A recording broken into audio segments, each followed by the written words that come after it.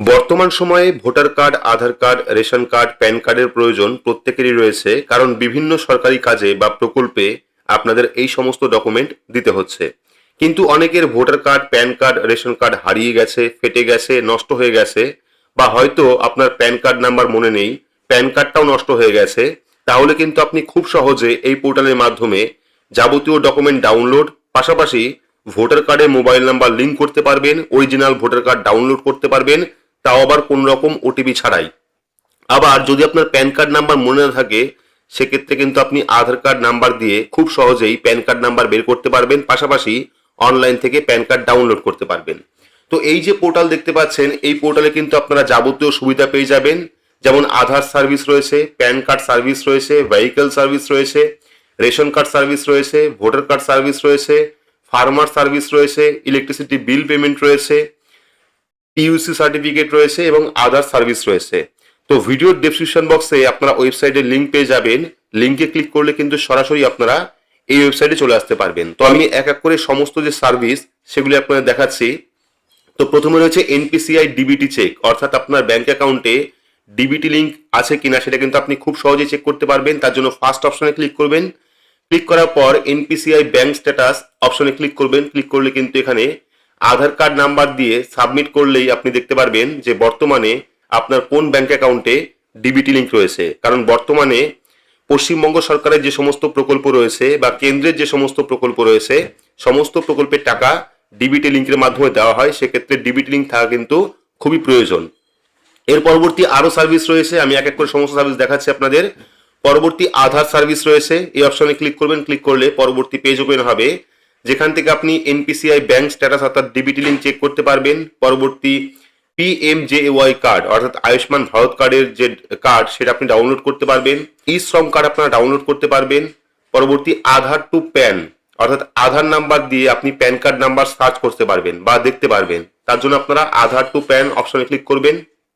Click করার পর এখানে আধার কার্ড নাম্বার দেবেন। দেওয়ার পর ফাইন প্যান অপশনে ক্লিক করলেই কিন্তু আপনার প্যান কার্ড নাম্বার কত সেটা কিন্তু চলে আসবে, এবং সেই প্যান কার্ড নাম্বার দিয়ে আপনি এই পোর্টালের মাধ্যমে কিন্তু প্যান কার্ডটা ডাউনলোড করতে পারবেন। তো এটা কিন্তু খুব ভালো পরিষেবা। পরবর্তী প্যান টু মার্কস আধার, যারা মার্কস আধার ডাউনলোড করতে চাইছেন তারাও কিন্তু এখান থেকে করতে পারবেন।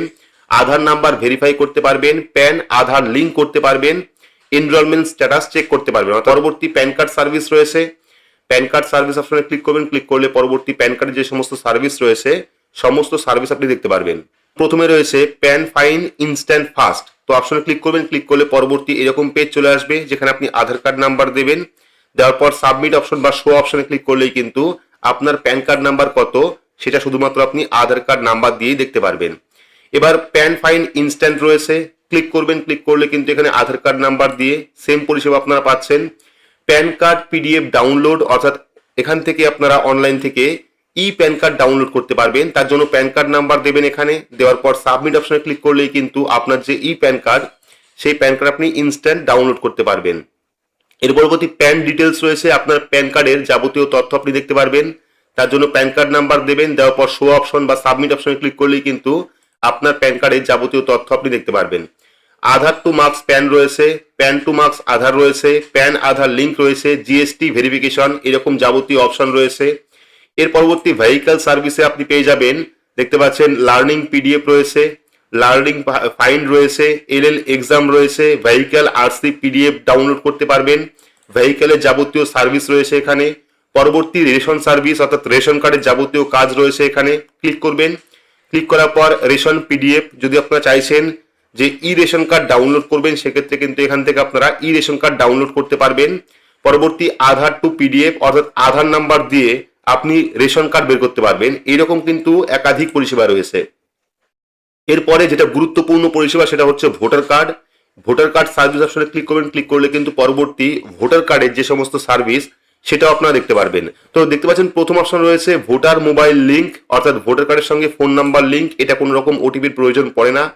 সেক্ষেত্রে প্রথমে ভোটার কার্ড নাম্বার দেবেন, মোবাইল নাম্বার দেবেন, কোন মোবাইল নাম্বার আপনি লিঙ্ক করতে চাইছেন সেই মোবাইল নাম্বার দেবেন। দেওয়ার পর সাবমিট অপশনে ক্লিক করলেই কিন্তু এই পাশে আপনারা স্ট্যাটাস দেখতে পারবেন, এবং 5 থেকে 10 মিনিটের মধ্যেই কিন্তু আপনার ভোটার কার্ডের সঙ্গে মোবাইল নাম্বার লিঙ্ক হয়ে যাবে। দেখতে পাচ্ছেন আমি ইতিমধ্যে একটা করেছি, এখানে সাকসেস স্ট্যাটাস চলে এসেছে, অর্থাৎ ভোটার কার্ডে কিন্তু ফোন নাম্বারটা লিঙ্ক হয়ে গেছে।